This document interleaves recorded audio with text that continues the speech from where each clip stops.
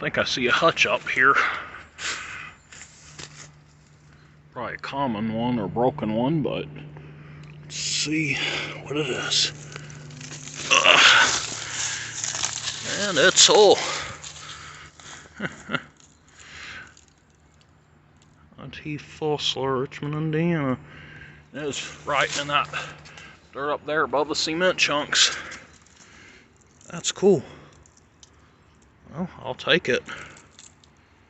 Well, I've been busting down through all this hard stuff, and I do got something here. Looks like a little bromo or something.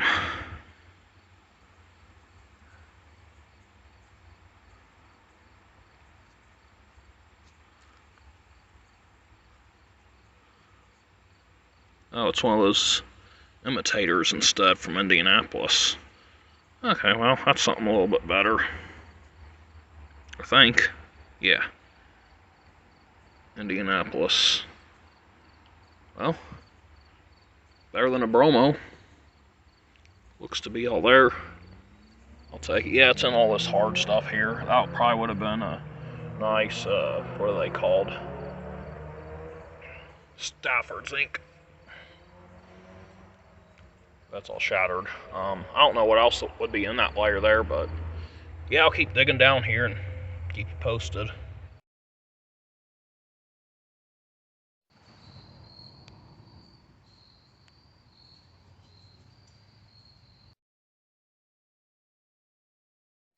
Alright, it was really difficult to get to this level.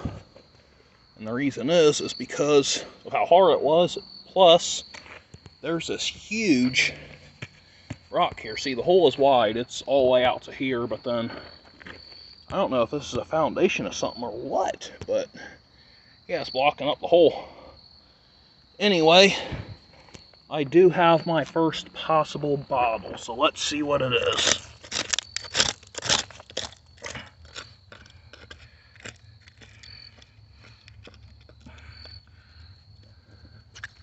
Crown top. Alright, time for a guess. Gus A. Secrets, Dayton, Ohio. It is Gus A. Secrets, Dayton, Ohio. I was right. Of course, after digging here so long, kind of know what to expect. It's blown in mold, so probably 1910 and 1915, somewhere in there. Hopefully it gets a little older as I go deeper. But we will see. Yeah, digging ain't gonna work very well in a hole like that, so I cleared off some leaves over there and skewed the dirt pile a little further. So I guess I'm gonna take my spud bar and just widen it out some and then get started. It's getting dark, so maybe tomorrow I'll start fresh and pull out some goodies. Alright, well, decided to clear out this corner here to widen out the hole, so now it'll be a pretty good sized hole once I take that spud bar and bust this hard stuff down.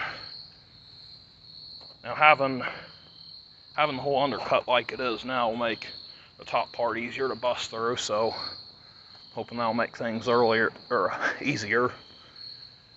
Well, I started whacking at this little area here and actually flipped out a bottle. Oh, and it's a scarcer extract from here. I don't think I have. It's a different Souders variant. Now these Souders bottles are really common, but there's a form that's much more common. This one's a scarcer one. Well, I don't know if I have that one in my personal collection or not, but I think I'll clean it up and see how it looks, and if it's not damaged, I think I'll keep it.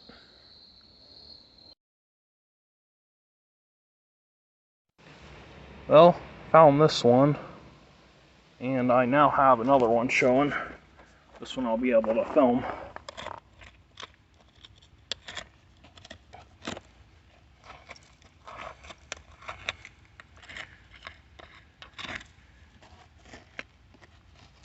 Has a medicine look to it.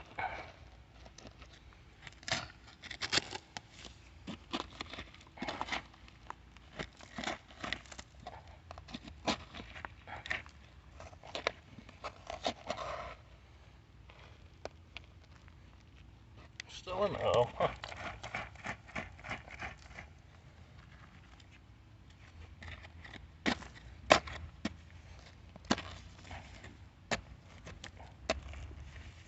Oh, there's a root down there. That's what's going on, I think.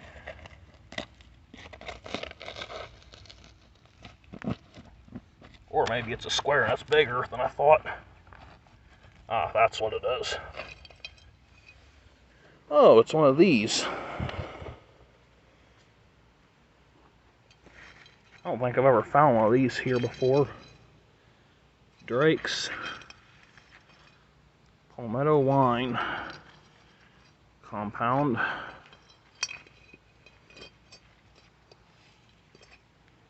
Chicago, Illinois. Nice looking square.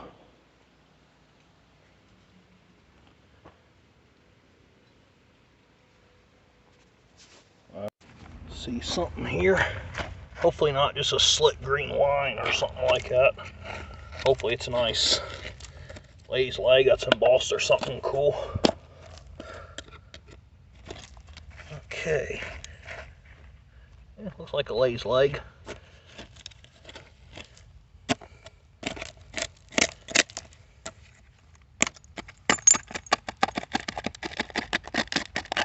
Sorry, I'm kind of shaky here.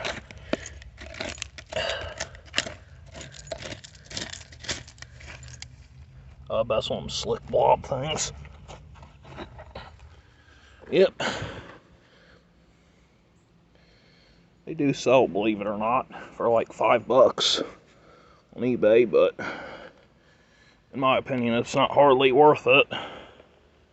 I mean, after fees and now taxes, thanks to our leaders, used to be able to make $20,000 selling bottles before you'd have to file taxes, and you wouldn't make the full $20,000 because a lot of that money goes to the post office for shipping. But yeah, now it's a measly $600, so yeah, have that problem now. Anyway, yeah, well, looks like it'll clean up nice. Alright, here's something here. It's a little small one. That's one of them little perfumers. Hoyt's 10-cent colognes or something similar.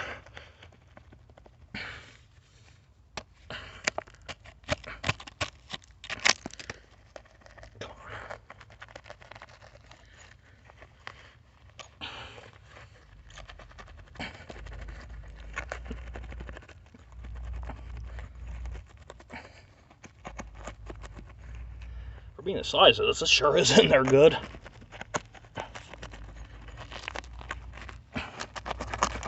There we go. Wow. No, it's not a Hoyt's. Or is it? Yes, it's a Hoyt's. It's a different one. Wow. I chipped it though. Huh.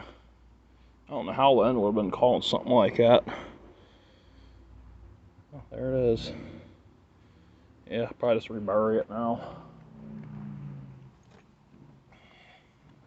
If you find a local bottle from here, like a local druggist or something that's scarcer, not one of those common Gus cigarettes or Clee or Dayton Brewery bottles, and it's worth keeping even with the chip. But if there's something common, mass produced, and probably just leave it for someone else to dig up in the future. So 4 foot down in this area, but it turned to clay, so I don't know if that means it's the bottom or if it's a false bottom, because sometimes there's 2 trash layers in a dump. There's the first one, which is usually the thinner, sparser one, and then the better trash layer, which is the bottom one. So I'm going to try to bust through. I don't have my probe with me, so I guess I'm just going to go for it and hope for the best. Alright, so the test hole method paid off. There is an ash layer, but it's another 2 foot down in there. But that's a good thing though, because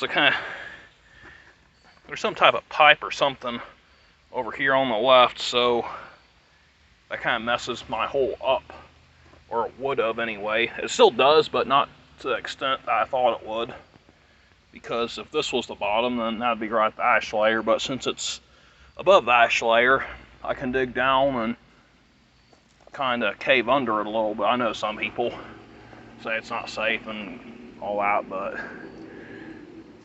this top layer is all rock hard, so you'd have to cave in all around and go like 10 foot in every direction for it to fall in. So yeah, I guess I'll go ahead and start busting the rest of this clay apart and shoveling it out, and maybe it'll be good to dig tomorrow. There is still bottles in this ash layer here. There's a little, well, it's probably, what are those common jars called? I can't even think right now. Oh, Vaseline. I can tell by looking at it that's probably what it is.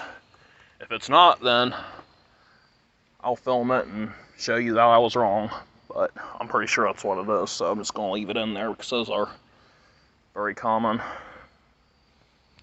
But I mean, there was this little, well, not little, but that blob top in the upper ash layer, so I know there's more bottles that are rolled up in it. But I guess I'll go ahead and get started and hope I can get into the bottom ash layer before dark. Well, made it about 6 foot down,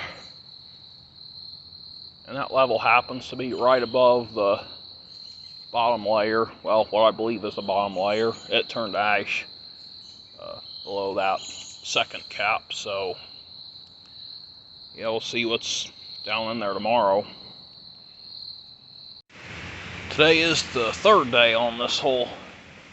Took me a while to get to the level I did, and normally I can get to the bottom in 2 days on my own, but yeah, today I should definitely hit the bottom. I'm starting right above the ash layer right now, so I'd say within an hour I can get the top part cleared off and be into the ash. Should have my first find by then too, I would think. Kind of neat to even out this corner here. Other than that, yeah, I guess that's all. Show you what's down in there. Almost had a whole bottle, it's a little druggist. See if I can get to focus for you. From Dayton, Ohio. Too bad you can't read more of it. But yeah, this one guy, he's been buying this damaged stuff off me.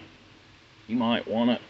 Since it's a Dayton bottle, I think I'll just give it to him for free as a freebie till he gets a better one. Okay, I just flipped out a second bottle. See what this one is. Looks like another, oh wait, it's embossed. What is this?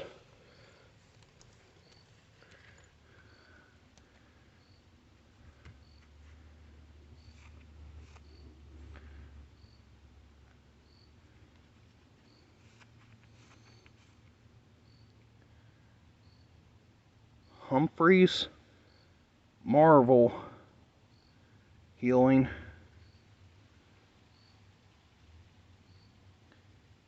Huh. Interesting. I do have a Humphreys bottle with a horse on it, so I think this is a veterinary bottle, and this is a variant I've never seen before. That's a nice one. Might be the best bottle that's come out of the hole so far. Well, that extract that I found that first night was a decent one too, I'm pretty sure. Alright. Well, I hit the bottom, but the layer seems really thin. It's only like this thick and everything's all busted up. I know there's got to be bottles in it, but it's going to be sparse. I actually think that higher up ash layer was better. Can't widen it because there's pipe right there, and then on this side we have cement chunks. So that leaves one more option, and that is a second person. So I'm going to see if I can get some help, and then maybe I can get some stuff out of here with the help of another person.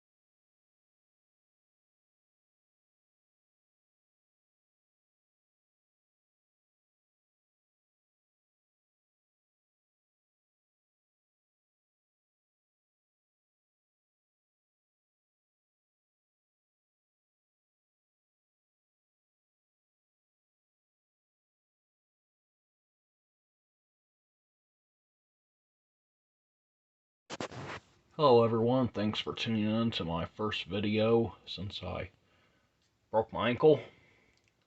So I did do a couple creek walks before I did any digging. I didn't film that because it was kind of risky walking the creek, because technically I was supposed to keep my brace on during a couple of those, and I took it off, so I didn't want to mess around with filming and being overly focused on that when I had to make sure I was being easy on my ankle and not twisting it or anything. So my restrictions got lifted the day I did my first actual dig, so that was a good thing.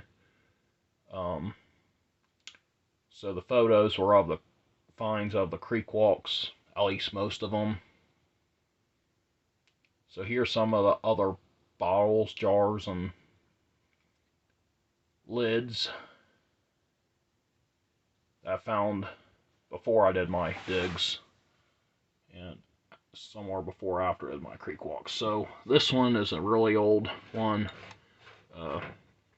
Not as in an old bottle, but an old find I got out of the old hydraulic canal probably.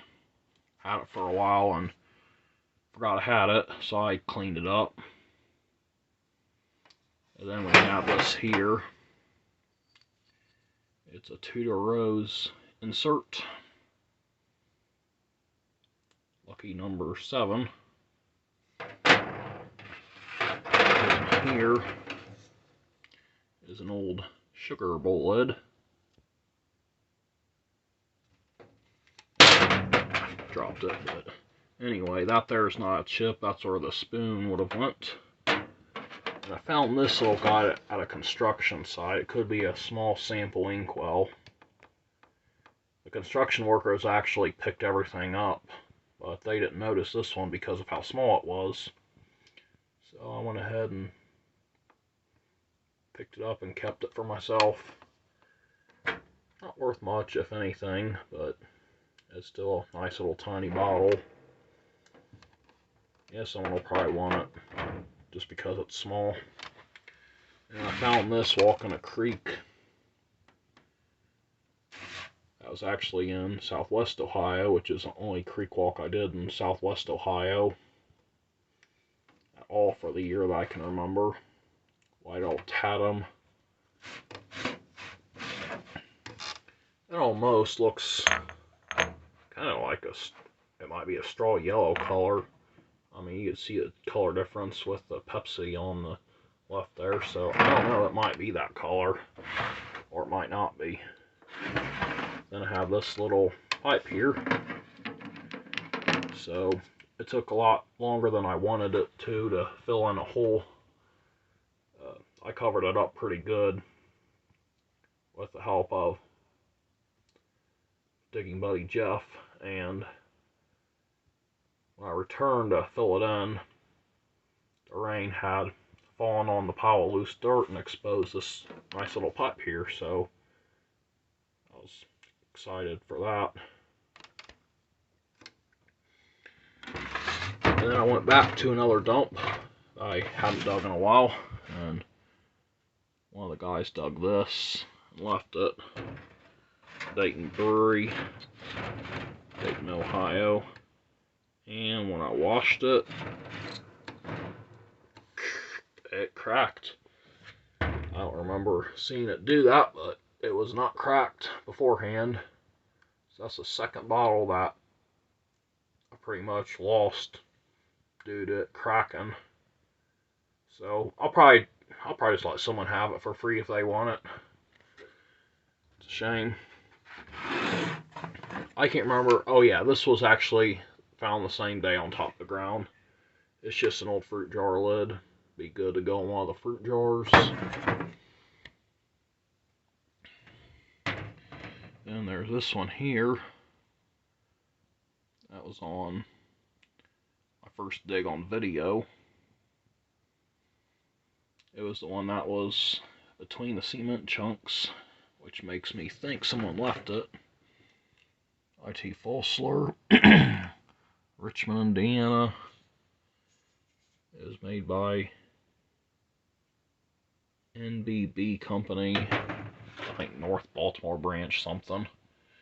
I believe this to be around 1905-ish. And also found this lightning lid. It cleaned up pretty good for being dug.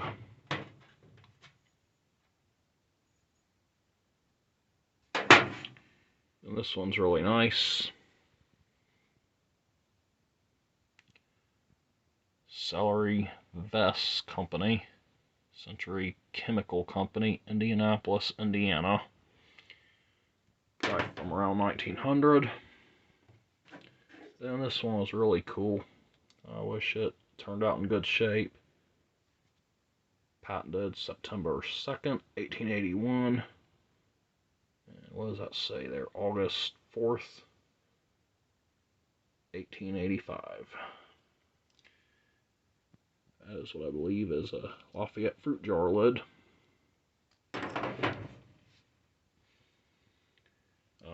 As you can see, it's pretty rough, but all there nevertheless, so I'm sure it's worth something as is.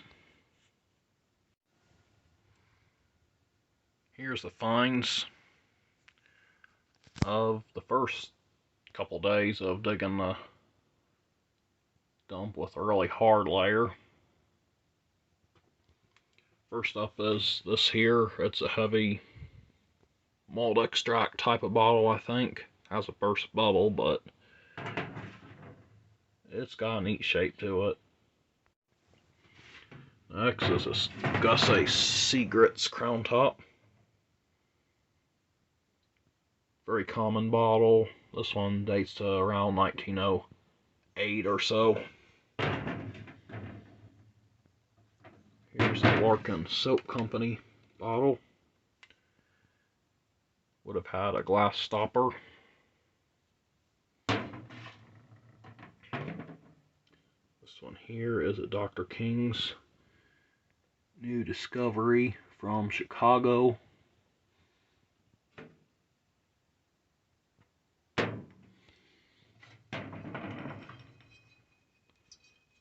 see if I can get this.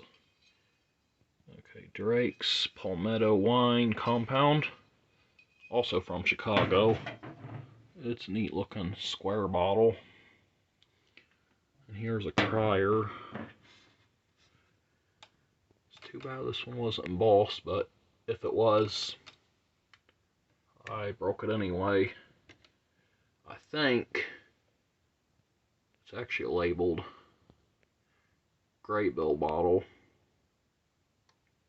If this thing will focus for me. There we go. Okay. There. I guess that's as good as it's going to get. But yeah, I could see an I and an L and another L, so I think it's a Great Bill. And as you can see, it's clearly Dayton, Ohio. And I broke it. So I'm going to let this one collector have it for free since it's in such rough shape. Might be the best there ever will be of that bottle. Just because, I mean, you're going to have to find a better example in a basement. Unless you get a really dry ash layer, which isn't that common, really. A lot of the dumps have been dug out, and they're buried under parking lots. The only dumps I know of, you have to either dig extremely deep, or you have to punch through a 4 to 6 foot cap layer, so you're still going really deep. Anyway, here's this Humphreys Marvel of Healing. I thought it was a slug-plated flask at first, but it's actually a med. And this one, the label actually held up a little bit. I couldn't believe it.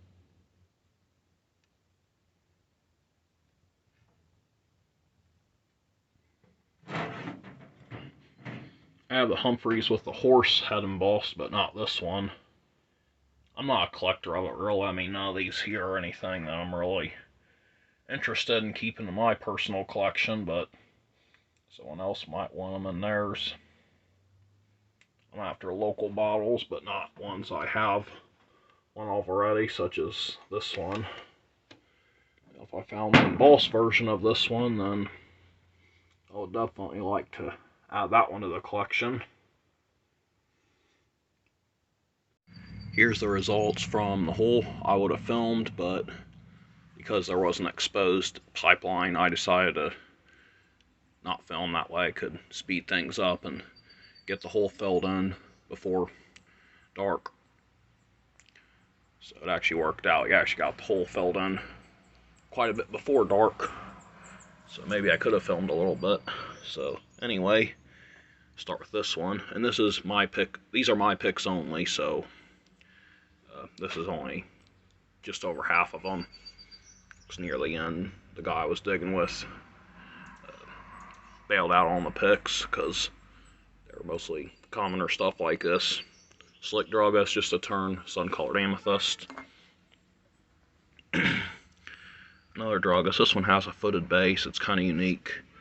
You may be thinking, well, why are you bringing those home? They're kind of junky. Well, I'm actually sold out on those right now because once I turn sun-colored amethyst, people actually like them little small purple bottles, or amethyst bottles, I should say. So they do sell, believe it or not, after they're out in the sun for a year or two. And there's this slick here. I mean, it makes me think poison with all the ridges along the edges, but it does have that interesting base there, which has me wondering if it actually is a poison or just a perfume or what.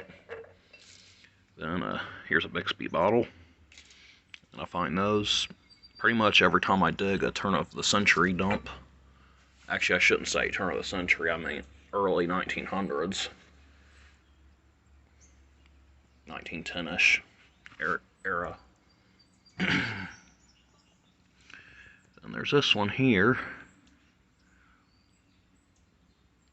None genuine without the name.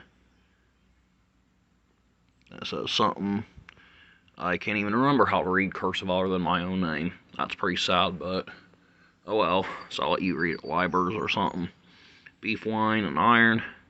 prepared by the Jarmuth Company, Providence, Rhode Island. So it's a Capital bottle. I don't see too many Rhode Island bottles though, even though it's a northeastern state. But most of the time when I find non-local bottles, I end up being more of a common mass-produced patent med type bottle. So I'd be surprised if this is a rare one, but it's still a nice looking bottle though. I don't think I have one currently in stock anyway, and I don't even know if I've ever dug one before. This one's pretty cool though. It's a scarcer variant of an otherwise common bottle. So these, oh no, how did that happen? It cracked on me. I cannot believe it. Melon's Food. Dilber Goodale Company, Boston. So this bottle was in good shape and I washed it and it cracked. So I'm not too happy about that, but it is a scarcer variant. Most of them just say free sample, and then melons on this part up here on the shoulder. Most do not have this nice embossing here. And it's a small size. I don't think I've ever dug one with all the front embossing on one of the jars that is this size. And this one's really cool. A new one for the collection. Sounders Flavoring Extracts, the Roll Remedy and Extract Company, Dayton, Ohio. Normally the bottles that have this exact shape and form say Crane or Roll Remedy Extract and have a crane embossed on them. So I'll probably be I'll be keeping this one, I think. I mean, unless someone offers me something crazy for it and changes my mind, but I don't think so. So yeah, it'll look good with other Dayton extracts. This one's pretty cool. So I'm reading it from the opposite side. See, the embossing is pretty weak on this side, but it's something compound cough for the throat and lung. Oh, it's a Hoover. I didn't even notice that. Dayton, Ohio. I actually have a couple Hoover bottles, so in a way I want to keep it, but in another way it's like it's a label, so I'll probably never see one, but it's just in such rough shape that's, I don't know. A label doesn't really excite me that much like it does some people. Unless it's in really good condition, then maybe, but I mean, this is probably the best a person is ever going to see of this bottle, unless they go down in the basement and find one or something. And then we have this one. It's a Decker, and it's aqua, not clear. Decker Bottling Company, Dayton, Ohio, and it looks like it'll clean up really nicely. I don't see hardly any soot glass. Well, there's a little bit there, but it's not too extreme like some of these Deckers are. Good shape.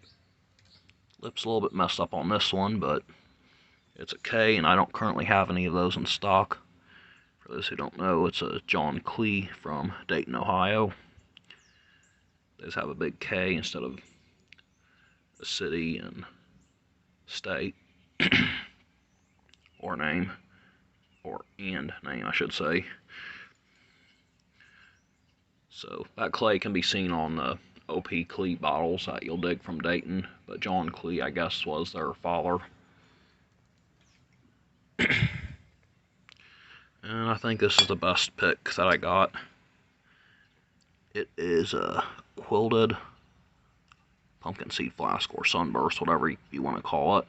I've never dug one, so to me it's a pretty good find. I'm thankful that it hasn't cracked as of yet, so I want to be really careful with it and not damage it, because I've never found one, and to me that's at least a $20 bottle. I know that some people will say, well, online they're selling for 10 or something, which they might be, but after shipping it still adds up to 20 bucks, so it's still a $20 bottle either you like it or not.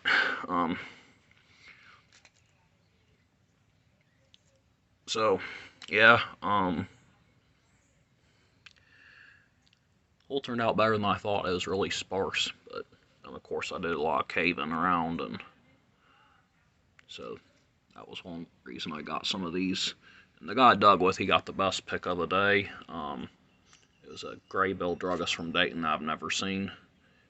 I've seen graybill bottles, and I might even have one, but I don't have that particular graybill with a little monogram on it, so that was pretty cool.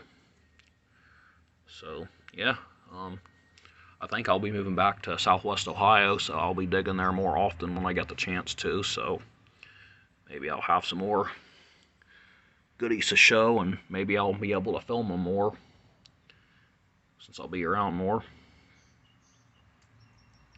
Well, I guess that is it. Till next time.